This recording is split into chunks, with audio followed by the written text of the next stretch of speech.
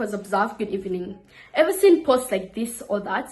Well, I've concluded that you can't stop corruption by fighting it. How many speeches have people written about anti-corruption? How many organizations say they'd fight corruption? How many anti-corruption laws have been made? The internet is full of anti-corruption videos and articles. But has corruption stopped? No. Corruption is a way of life, and I'm pretty sure each one of you watching this has met someone whom you believe will do you a favor in the future. Basically, you make friendships for the sake of corruption, but I don't blame you. Would you go through a long, tiresome road when you know there's an effective short road? I guess not. Don't get me wrong, I totally despise corruption.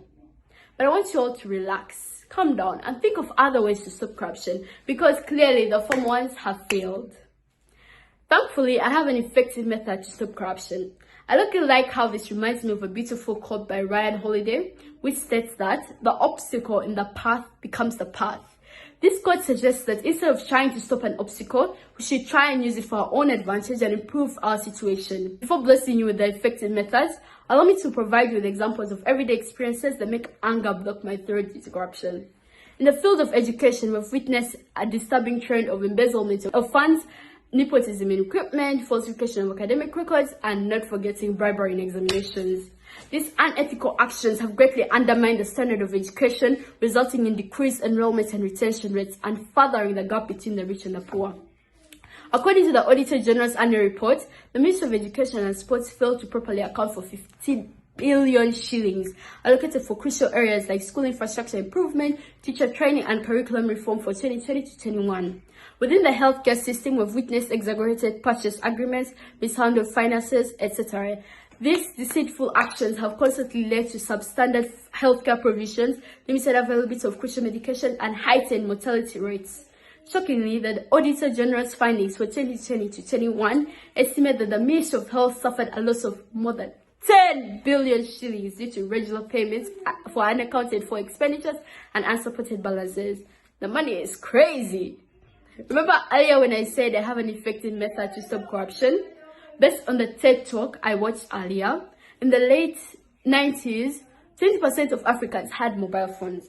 And this scarcity fueled widespread corruption in the industry, as for public officials demanded for bribes from people who wanted phones.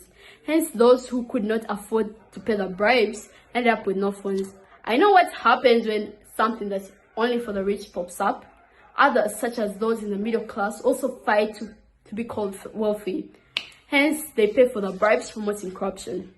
However, an entrepreneur called Mo Ibrahim set up a company that sold phones at affordable prices, and this company is now generating billions and creating millions of jobs, leading to more taxes to develop the economy. But the most important thing is that it has reduced corruption, because people no longer have to bribe public officials for funds.